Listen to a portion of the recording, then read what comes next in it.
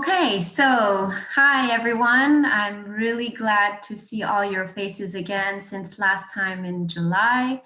I hope you're all doing well. I hope you're safe, you and your family members.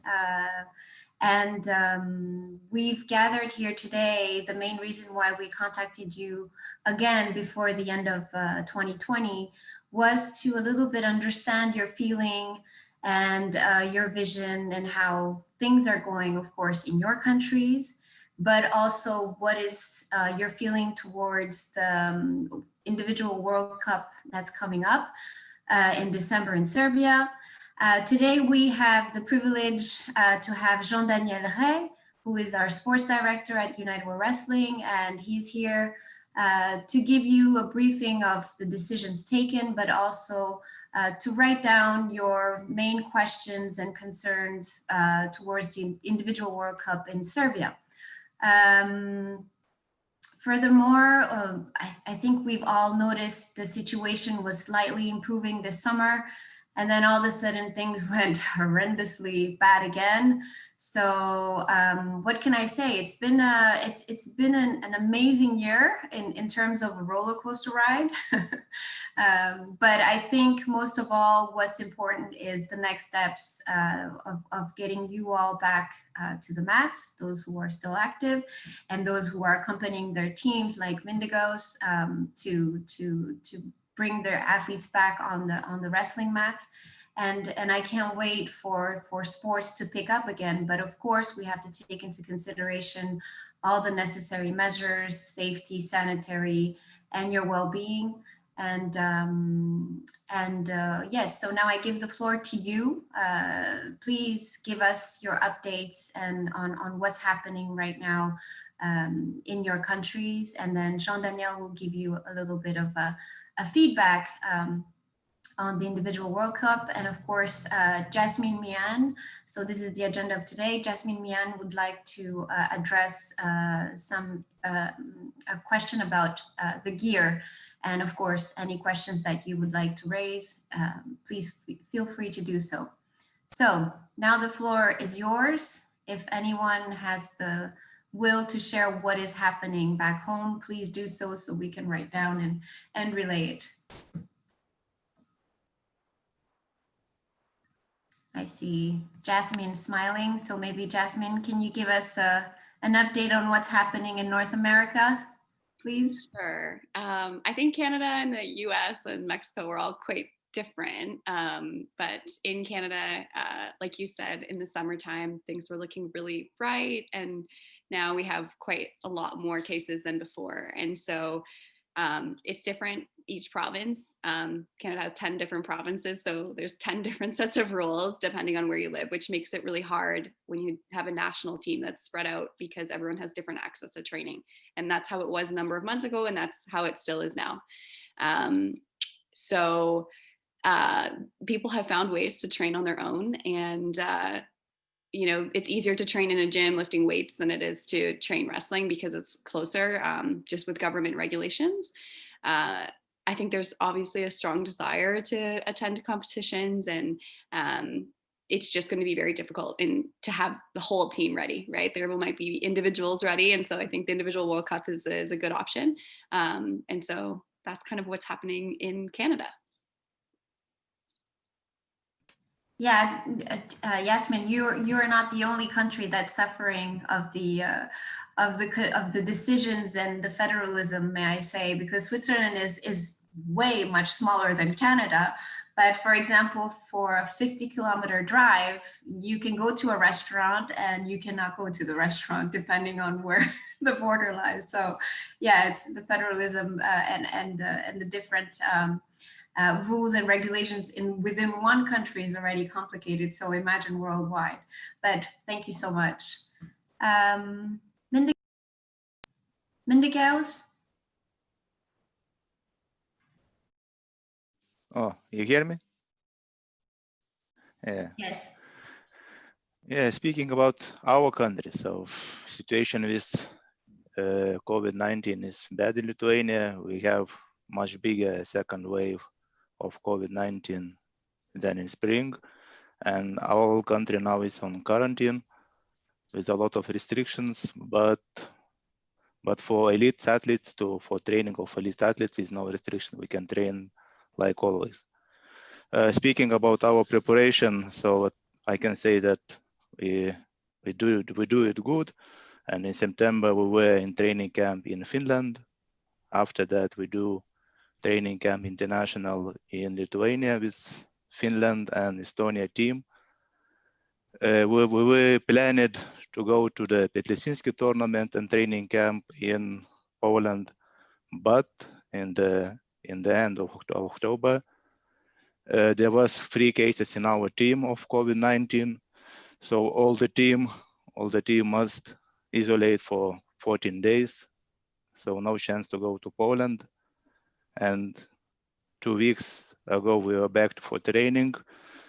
And unfortunately, in the beginning of this week, we have another 4 cases of COVID-19 in our team.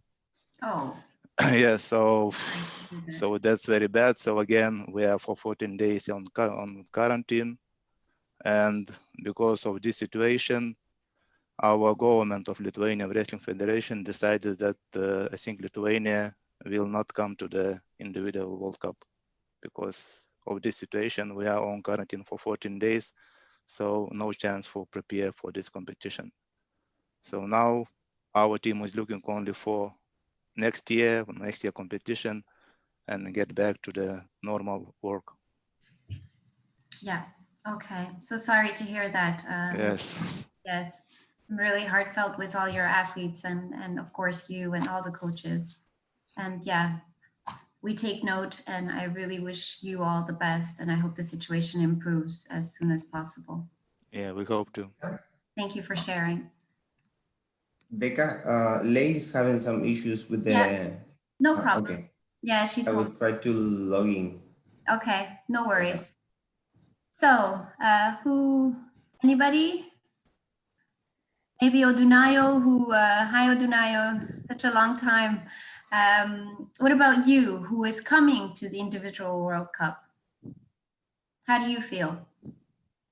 And how's the situation back home? You are muted. Odunayo, you're on mute. There you go. Yes. Hi, I'm good. And you? I'm fine. Great. Yeah. I think Nigeria, as at now, they've opened sports. We can now train and compete. Weather is okay. We're in summer right now. You know, in Nigeria, we don't even have winter. Every time it's summer. So we don't have much cases anymore. So we can now train and go to competitions. But I was told we are not going to attend the World Cup, individual World Cup. No? No. You are registered. Okay. Yeah. Okay. But they told me we are not going anymore. All right. Okay. But I have a question. There is a case of one of our female wrestler, Genesis Mercy. She wrestled in the 50 kg. For 11 months, they went to Doha for beach wrestling, where she won a silver medal. So I think they had a dope test then, and the result was not out. For like a month now, they called her. She tested positive. Okay. So Odunayo, can we talk about this personally or individually, because it doesn't concern the purpose of the meeting today, and I've already received the letters and the emails from Danielle, but okay. yeah, I have to check this with our general affairs director Carlos, and also the different entities that are managing anti-doping. Unfortunately, I'm not, so I have to investigate, and I already received an email for this. All right, But thank my you. main question to you was, so I thought you were going to go to the World Cup, individual World Cup, and No. so you're not going anymore, and the situation in Nigeria has improved and there's not so many cases. Yeah, we are doing fine now. Okay, and do you know any reason why you guys withdrew from this participation? We are having our nationals almost the same day with the individual World Cup. Okay. At the same time. Okay, thank you, Odunayo. Anything else? No, I hope all is doing well. Sorry? I hope all is well. Well, we hope so too, really. Okay, maybe Yunnan? Ni hao. Hi, Decca. Hi, how are you? Fine, thank you. Good to see you. Yeah, nice to meet you. Good to see you. Good afternoon, everyone. Since this March, Chinese national team keep on training in different training centers in China. We focus on the physical fitness training to improve our basic ability and our good efficacy. Of course, in October, we hold the national championships and over 1,000 wrestlers attended the event. How many wrestlers? 1,000. Over 1,000. And thanks to the good organization and prevention, none of us was infected by COVID-19 in the event. This will be a national elite championships in China next week. I will attend. Okay, next week. Okay, thank you. Yunnan, you know that now the whole world would like to be in China because China is the safest place. Lei, maybe you can translate. 什么? Lei, please translate. Yeah, welcome to China. Yeah, we cannot. I want to come to China, but we can't. Yeah, but China no 封闭怎么说? Always training, no outside. Ah, okay. Okay, I see. Thank you, Yunnan. Thank you so much. Okay, thank you. Farnaz? Kamil maybe wants to say a few words. What's happening in Iran? Hi everybody. Kamil, how are you? I hope are you good. Good to see you. Yeah. Thank you. Good to see you too. Okay, I will talk to Kamil before, and I wanted to say his idea. You know that the rate of the infected people is still high in Iran, and the government decided to for a new limitation and restriction again, and it starts from Saturday. And you know that the Iranian Wrestling Federation starts their activity with the league competition. But after that, the new limitation and restriction, they should postpone the second round of the league competition. So we wait to see that what will be happen in next 2 weeks.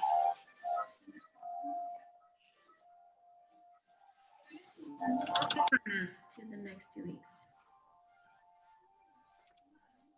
So everything is going way back high. I can see in every country. Okay. Yeah. So maybe anybody else wants to add anything? Jordan has not connected yet. Okay, so maybe now I pass the floor to my colleague Jean-Daniel.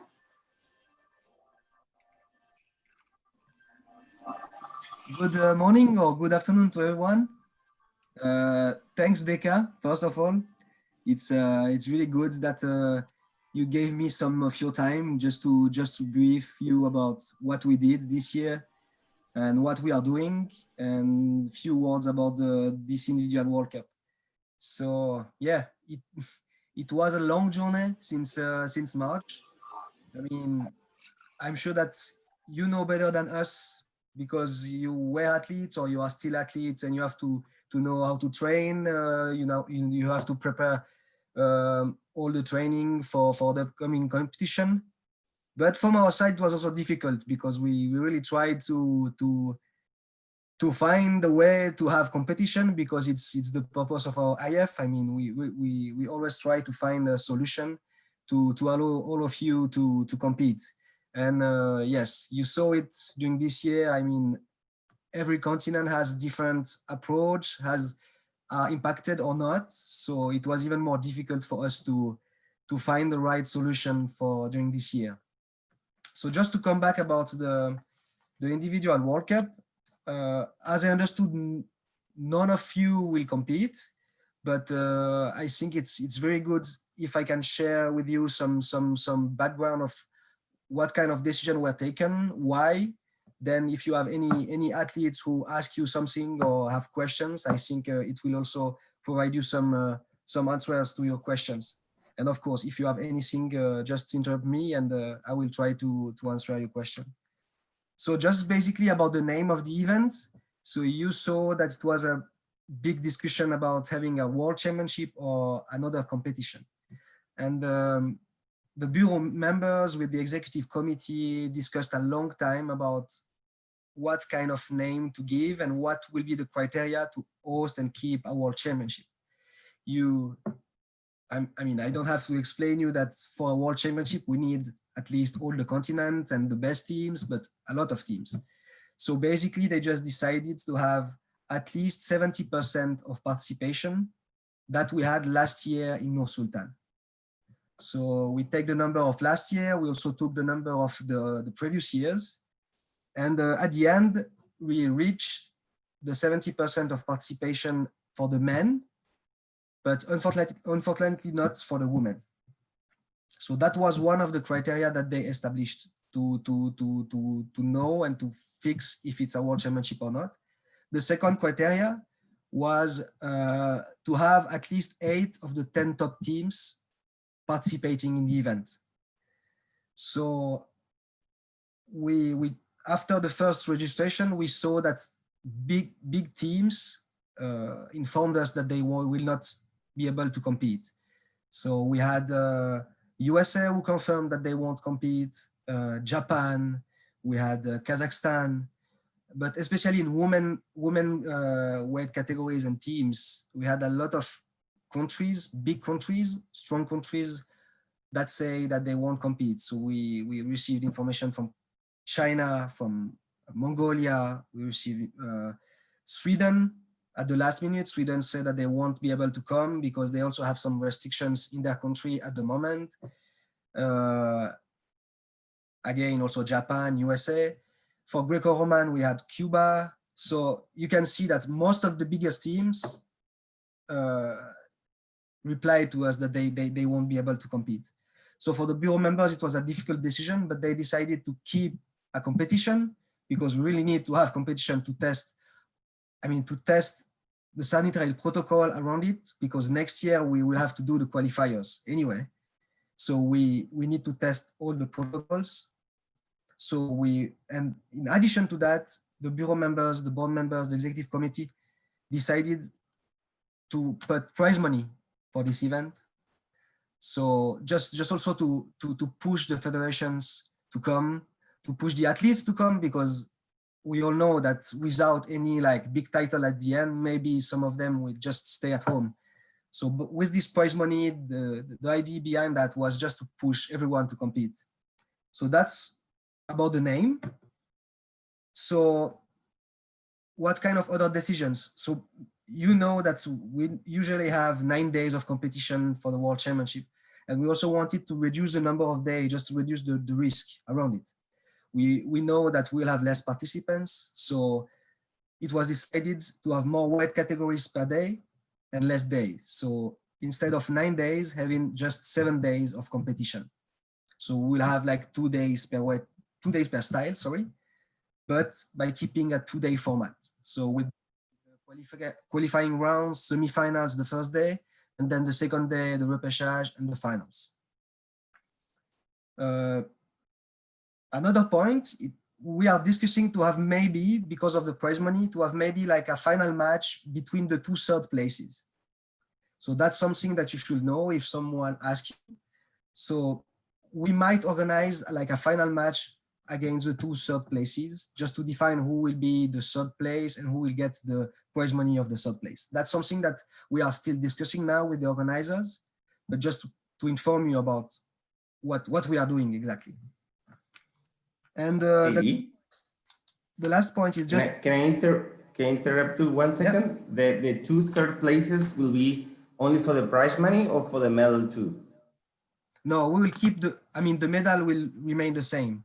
So it will be 2 third place, but just to define who will get the prize money for the third place, we might organize like a last match between the 2 of them.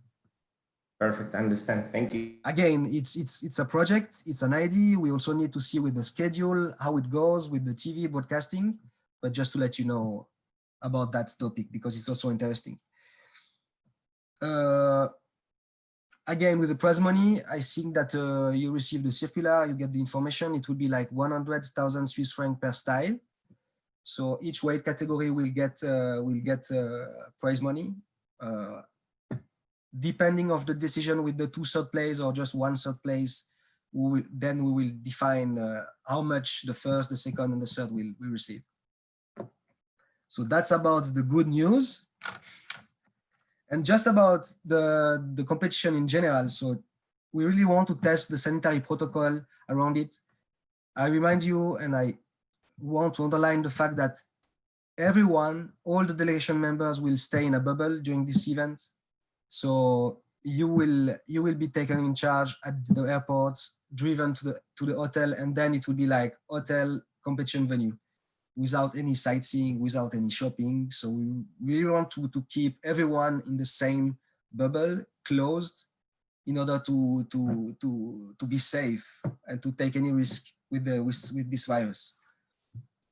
I don't want to go into much detail about the sanitary protocol, but I can just tell you what will be done. So basically, we will ask to every delegation members to come in Belgrade with a PCR test done maximum 72 hours before the arrival of the athlete or the delegation member. Then when the people will arrive, they will make for everyone a rapid antigen test. Based on that result, so if one person is positive with this rapid test, they will do a PCR test to this person just to confirm that he is positive or not. So that's the protocol when the people will arrive on site. Then every morning, everyone who will be in the venue will have a temperature check at the entrance of the building. If the temperature is higher than 37.5 degrees, he will be eliminated for the competition. Again, we work with the doctors there. We work with the medical commission. We also try to see if maybe we can organize rapid tests if people have a higher temperature than 37.5 degrees, but all the logistical behind it, it's too complicated. So basically we cannot start to make new tests and rapid tests just the morning of the day of the competition.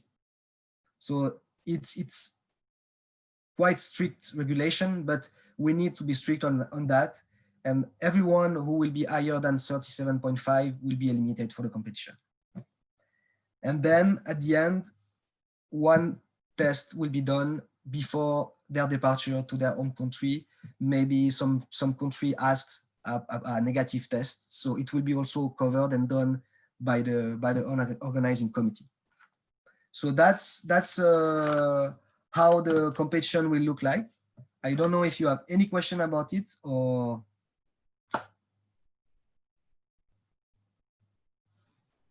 No, from my end, no. Jean-Daniel, thank you so much. And I think what needs to be underlined is that this is a testing event more, testing what the reality of coronavirus will look like when getting back on the mat. So, I can imagine that it will be very hard for any athlete that, you know, arrives all the way to Belgrade and he's higher than 37.5 and gets eliminated. Well, you know, but it has to be a solidarity, a collective mindset instead of an individual mindset. And I think everybody needs to be comprehensive and understandable about how to get back on the mat and how we start a wrestling sporting life again. But I don't know if anybody else has any comments on. I can add something just about the event. So yes, it will be a test, a big test. But you also need to know that we are working a lot about the sport presentation, about the setup of the venue. It will be the first time that we will have something official without public, without spectators.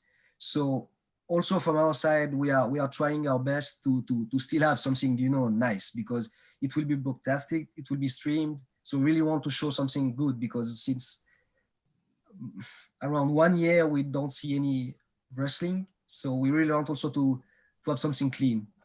Yeah. So the only one, Odinayo, unfortunately, her line just went off, but the only one that still is on Athena system, who's registered for the event from the Athletes Commission, Jean-Daniel, is Melonan, but unfortunately he's not here. So maybe he would have had more questions to ask you, but for the rest, unfortunately, nobody. I do have a question. Oh, yeah, sorry, I don't know if I put my hand up. I'm not sure if it's showing. So thank you so much for that explanation. It sounds like the team has worked very hard to make sure that this is going to go smoothly. I just wanted to clarify that despite the fact that I wouldn't compete anyways because I'm retired, but I think Canada is planning, at least today in this particular moment, to send a couple individuals. So we'll see if it actually happens or not. But that is, I just wanted to clarify that Canada is not participating. Oh, okay. Yeah, and it'll just be a small team. It won't be, I don't think, a full team for the reasons I described earlier of not everyone has access to training right now. But I just wanted to clarify what you said, like USA, Japan, Kazakhstan, China, Mongolia, Sweden are not competing in any styles. Yes, exactly. Okay. That's good. And then my second question is just related to the testing. So it makes sense. You have to have a test within 72 hours of arriving. And I'm just wondering in terms of logistics, because in Canada, sometimes it can take 4 or 5 days before you get your test. That's just what the government gives you. And I don't think there's any such thing as priority testing for athletes in Canada. Mm-hmm. It doesn't sound like a Canadian type of thing. And so if like an athlete were to show up and they weren't able to have a test, is that something that within the time frame that you're asking, is that when you would just give them a test in that moment? Yes. It's the same here. I mean, I even don't know if I will be able to ask for a test because it's so crazy now that we'll see. But yes, the organizing committee also agreed that if someone can't make his test at home, he will be able to do it at the airports directly. Yeah. But we try not to provide that information because otherwise maybe we'll have like 70% of the delegation members that will come and ask for a PCR test on site, you know. Right. Okay. No, I won't tell anyone that. But, thank you. But I just wanted to understand that that's how it's working. In terms of the rest of the information, we're free to share that with our fellow athletes, right?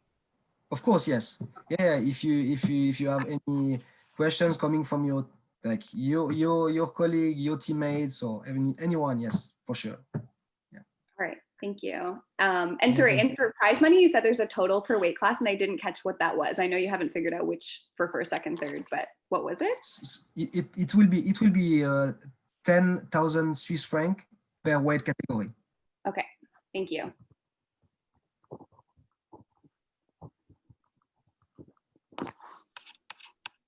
And one more time, I really hope that we'll have this competition, because as we all know, I mean, maybe next week they will close the border in Serbia. Who knows? Let's be positive. Yep.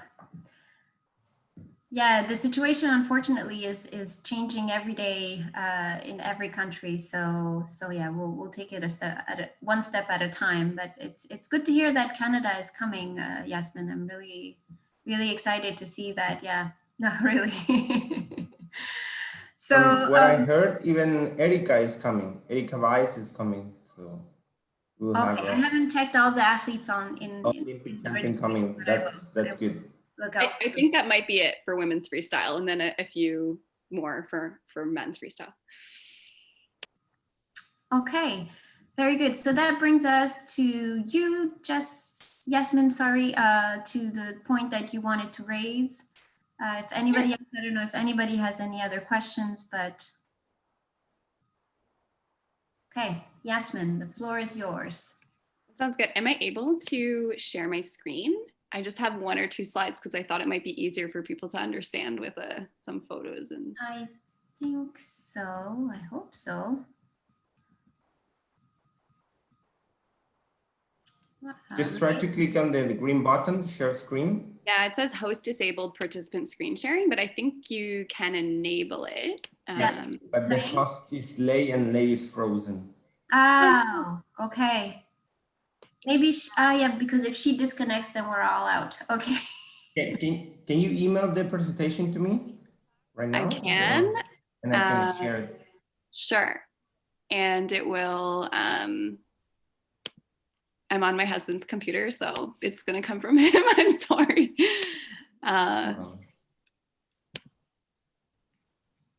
Just give me 2 seconds here and I'll shoot it over.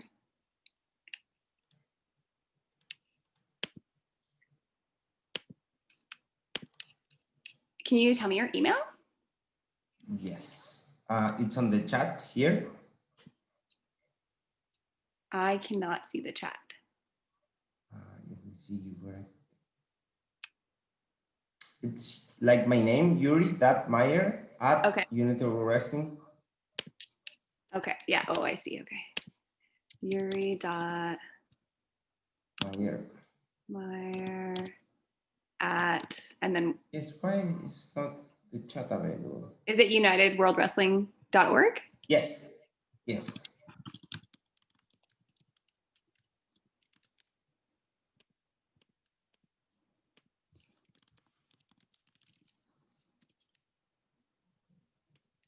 Okay. No, but sorry, but I'm not allowed to. It's only Lay allowed. Oh, okay. No, I'm here with Lay, but no Lay. It says that I cannot only host. Okay. Okay. Well, maybe. Jasmine. That's okay. Maybe we can just send it out afterwards so people have it. Yeah, we can share it with everyone. Sure. So a number of weeks ago, I had sent out an email just as background context for this conversation. I'm not trying to relitigate that individual's case or anything like that in this conversation, but we had a situation in Canada where an athlete, our senior national champion, sustained a significant enough eye injury that they wouldn't be cleared to wrestle anymore without some kind of protective eyewear, because the risk of potentially going blind or not being able to see anymore was really high. And this individual sort of petitioned to see if they could wear some kind of protective eyewear. And of course, we don't have that kind of thing really in wrestling. And so the answer was sort of like, no, like not right now until we can do some form of testing. And this got me, you know, when this individual got into the situation, it got me thinking a little bit more about this broader question of protective equipment in wrestling. And that's kind of what I want to talk about today, is not necessarily so much goggles and that person's specific case, but more what is protective equipment in wrestling. We have very firm regulations on a lot of things in wrestling. And a good example of that would be something like mats. We know exactly how thick they have to be, what color they need to be, the size of the ring. That's all very spelled out. Same with uniforms. You know, we know exactly where the logos can go and what the colors can be and what the font size of everything can be. And it's also very clear, like, what kinds of things you can put in your body, right? Like, what's a banned substance, what's not a banned substance. So as athletes, I think there's actually a lot of clarity in our sport about a lot of things.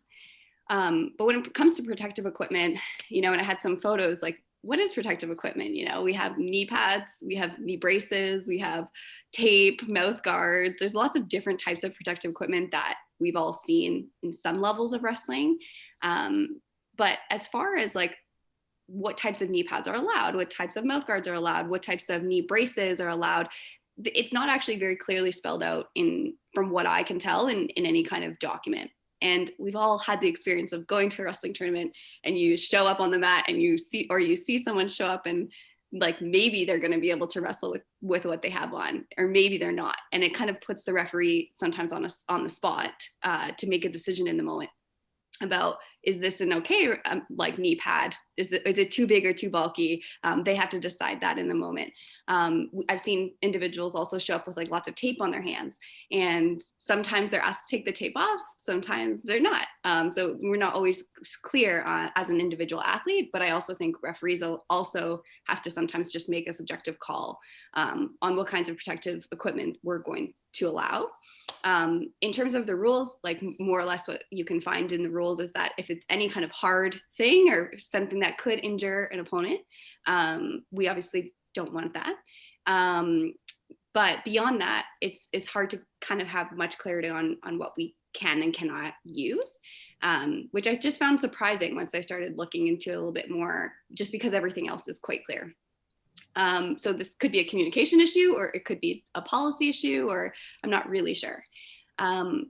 So what I wanted to kind of talk about were sort of three opportunities that I think I see for wrestling and going forward. And the first is to sort of define what more clearly, like the types of protective equipment that we are okay with having, and what types potentially. So, you know, are there certain knee braces that we're okay with having and certain things that we're not okay? And it would be nice to know that in advance of like showing up at a mat and sort of trying your luck with a referee to see if it works or not. And is there an opportunity to potentially expand the definition, or what types of things that we'd like to see in wrestling for protective equipment over time? And I think there's kind of a couple of reasons that we might want to do that. First, wrestlers are having much longer careers in a lot of ways, and I think this is a really positive thing. We're seeing people like Sophia, who's not here today, but you know, she has a baby, she's coming back to wrestling, like that's amazing. But it's going to be hard to go through your whole career without needing some kind of protective equipment in a competition. Mm-hmm. And right now, it's a little bit tricky to know like if you'll be able to utilize something that you maybe need. And I think from sort of marketing perspective too, I think it's an opportunity for wrestling potentially, if we don't have protective equipment that works for wrestling, because that knee brace is maybe designed for another sport. Maybe this is something like our scientific commission could look into, like designing like protective equipment for wrestling that works for wrestling, as opposed to sort of saying, well, we can't really have that. Because I've seen technology in wrestling like totally change the game, right? I was at the Olympic qualifier in Ottawa, and they're testing out this new software, or sorry, new spectator 3D cameras, and it's going to totally change the spectator experience. And this is very exciting. I like to see that type of innovation. And I think, you know, in terms of protective equipment, I think what was allowed a long time ago is kind of still allowed now, but there hasn't really been much progress on that. And I think it's potentially an opportunity for wrestling to, like a commercial opportunity to license it. Other sports, when they pass like some kind of protective equipment that they've come up with or designed, they license it and it can be used, for example, in other combative sports. And this is related to what happened to an individual Canadian athlete. Like if we don't proactively test new types of equipment, the answer is, oh, to can I use this when it comes up? It's kind of always going to be no, because, you know, we can't just approve things that have never been tested. And so today, I guess what I wanted to talk about is sort of everyone's experiences with different protective equipment in wrestling.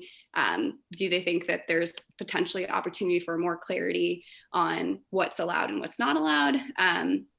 Is there a possibility or openness to sort of like looking at what new kind of things we can do and testing that? It's sort of what I wanted to talk about with the group. So thanks for letting me speak to that. Hopefully I didn't talk too quickly. Very, very welcome and great suggestion and that's food for thought, Yasmin, may I say. It's really good. It's also towards the next how can I say, the next mandate or the next plan that is also put in place and to look into the different areas we need to improve the sport as a whole. So definitely these are important and key points that I've written down. And yes, I would love to hear the feedback from the other members. I'm just so sad that all of, because of what's happening with the development Zoom account, which is the owner of this meeting right now, that is blocked a bit. So if we were to shut down and come back again, I mean, if we were to shut down, we would all be out. So, so unfortunately, I cannot include everybody. But yes, so maybe if any other members would like to, what is your thought on what Yasmin just mentioned about the protective equipment? Can I add something? Yes. Just, I mean, again, because I'm here and I'm working in the sports department, just to let you know, like, what kind of discussion we had with this topic. So yes, you are right, Yasmin. Like, it's really brief on our rules. Basically, you can wear protective equipment if it can't injure your athletes. So that's really basic. But at the same time, we didn't want to add too many details, because when you start to say, okay, you can do that, but not that. And for the knees, you can't do that, but not that, and be too specific, then it will never end it. That's why we try to be as simple as possible in the rules, just to mention that should be soft, and the referee normally has to check that. When you speak about the tape on the fingers, it was a huge discussion a few years ago, because like everyone puts tape on it just because it was easier, and you have like more, how can I say that? It's easier to grab that. And it was really, yeah, exactly. And that's why we just put also on the regulation that you can't have any more taping. So I really hope that in our biggest event, it's controlled. Then I cannot promise you that in some international tournaments, the control is as strict as in championship. But normally, all the discussion about the taping, it's only in case of injury. So that's just the background of what we have in the rules. But again, I fully agree with you that we should think about it, discuss with the medical commission to see what can we do with that. Yeah. Good. Anyone else? Any comments on the protective equipment? Okay. So Yasmin, I would say that maybe if you could send me your presentation and a few notes on, I mean, I've written down most of it, but it's even better if it comes from you, so I can relay it to my colleagues, of course, Jean-Daniel and Carlos, but also to the president and of course all the committees that are involved in evaluating and looking into in depth how can this be developed. And of course, what is great that you mentioned that already sparked the light in my head is the marketing side of things. So if it's United World Wrestling owned protective equipment that is out on the market, maybe this is also an income for the organization as a whole. So thank you so much. That's thank you. So if without any further questions, I don't want to take too much of your time. Thank you so much for coming and attending and always being actively involved. And if you have any questions, of course, we are here for you. At any time you can contact us. And I really hope the situation improves very soon, and that you and your family and all of your co-workers are healthy and safe.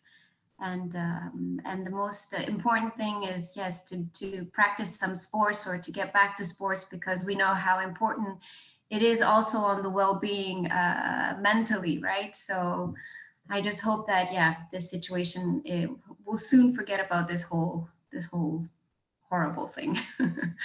So anybody else has anything to say? No? Just from my side, Deka, just want to mention that I'm very happy that this individual World Cup will happen, because I think the most important thing is to be ready for next year, because we have Tokyo coming up and the Olympic qualifiers that they're still didn't happen yet. And we need to be ready for that. And to be able to be ready, we need to train. Yeah. To train as a host, as an organization, to be trained on how to live and how to deal with this. And that's why I think it's very important to this competition to happen. Yes, definitely. This is what Mr. Lalovich has mentioned to all of his colleagues and the Bureau members, is that despite the situation, and of course, all the safety and sanitary measures in Serbia to welcome everybody are really strictly under control. By the way, he is in Serbia right now, making sure that everything, he's monitoring everything under the loop, may I say, because he's really keen on making sure that everything goes well and smoothly. But of course, the situation with the pandemic is something I think, unfortunately, we have to live with.